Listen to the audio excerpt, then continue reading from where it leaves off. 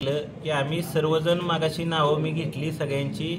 त्या ठिकाणी आज महाराष्ट्राचे माजी मुख्यमंत्री पृथ्वीराज चव्हाण बाबा आहेत, उदयसिंह पाटील दादा आहेत, मनोज घोरपडे आहेत, त्याचबरोबर ते कराड उत्तरचे आमदार आहेत, त्याचबरोबर धैर्यशील दादा त्या ठिकाणी भारतीय जनता पार्टीचे अध्यक्ष आहेत। स्वर्गीय यशवंतराव चव्हाण साहेबांनी सह्याद्री सहकारी साखर कारखान्याच्या निर्मितीसाठी ह्या पाची तालुक्यातून जे सभासदांना एकत्र करून हा कारखाना उभा केला।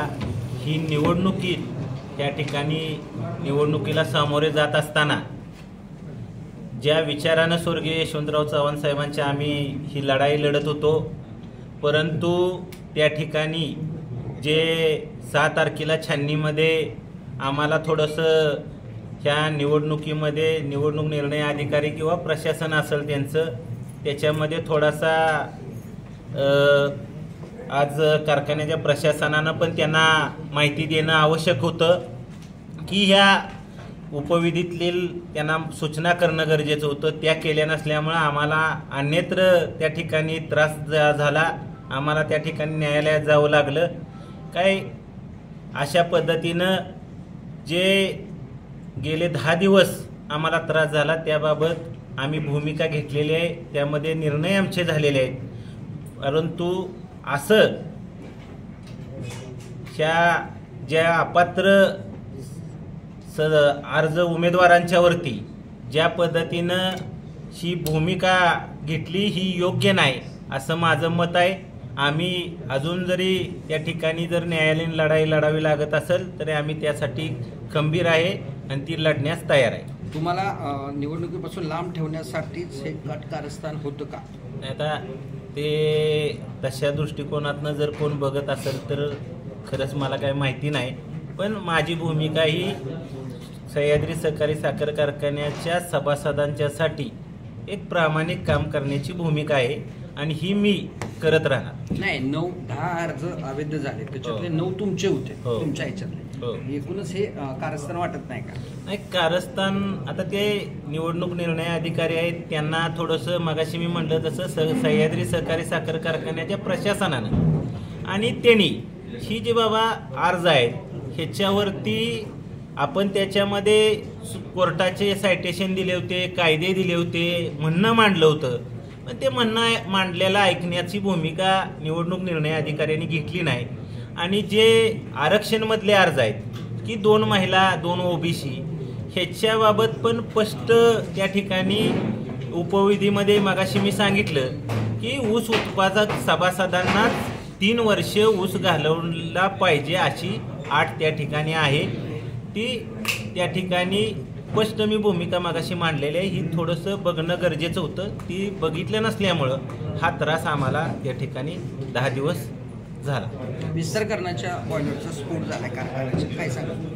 काय आता मागाशी मी सांगितलं की जे आज स्वर्गीय यशवंतराव चव्हाण साहेबांच्या विचारातून प्रेरित झालेला हा जो सह्याद्री आहे, या सह्याद्रीविषयी गेले 4-5 वर्ष झालं ही जी विस्तारवाढीचं नवीन 3500 TCDचा प्लॅन आहे, लोकांचं चर्चा आहे लोकांच्यात की बाबा हा तुमच्याकडे किती कंपन्यांची टेंडर आली, त्याच्यामध्ये किती कंपन्यांनी कशा पद्धतीनं सहभाग घेतला आणि त्या सहभागामध्ये तुम्ही ह्याच कंपनीला सातारची जी केबॉइट कंपनी नावाची आहे आणि त्यांना कसं काम दिलं ही लोकांची मागणी आहे। बरेच दिवस झालं आज इजॅक वगैरे अशा कंपनीने पण त्या ठिकाणी टेंडर भरलेले होते, पण ह्याच कंपनीला का टेंडर दिलं आणि त्याचा अनुभव खरं तर बघण्याची आवश्यकता असती।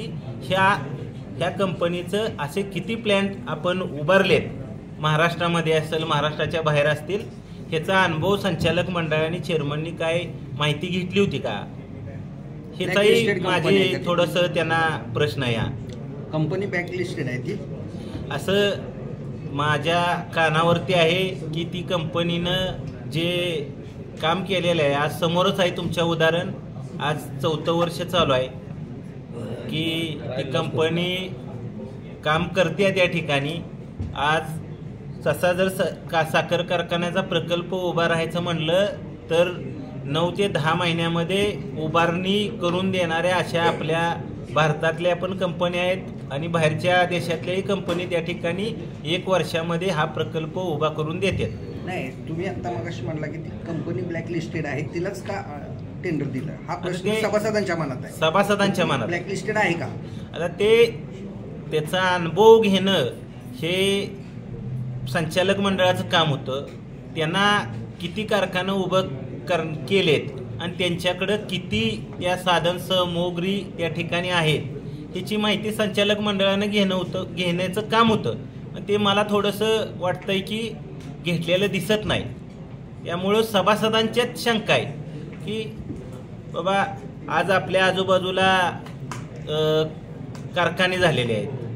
ते कारखाने कोणत्या कंपनीला काम दिलं आहे, त्यांनी कशा पद्धतीनं दिलं आहे, किती दिवसामध्ये उभं राहिला कारखाना, तो प्रकल्प किती दिवसामध्ये उभा राहिला, ही लोकांना माहिती आहे. त्यामुळे लोकांच्या मनात शंका आहे. मतदारसंघातून तर त्यामुळं आज जवळ जर उदाहरण असेल की 8 ते 10 महिन्यात 9 महिन्यात कारखाना उभा राहतोय, फॅक्टरी उभी राहते 3-3.5 हजाराची, तर मग सह्याद्री कारखान्याचं जे गेले 3.5 वर्ष झालं जे एक्सपॅन्शनचं काम आणि नवीन प्रकल्पाचं काम चालू आहे, हे 3 वर्ष का त्याला लागतात, यामुळं लोकांच्या मनात शंका आहे सभासदांच्या. तुमच्या अपात्रतेनंतर मतदारसंघात थोडीशी मरगळ दिसत होती, परंतु आता तुम्ही परवा पात्र झाल्यानंतर पुन्हा एकदा ती मरगळ झकटलेली दिसते. परंतु मतदारसंघातून अशी मागणी आहे की एकास एक पॅनेल होईल, ते होईल का पूर्ण? आम्ही ते प्रयत्न मागाशी सांगितले.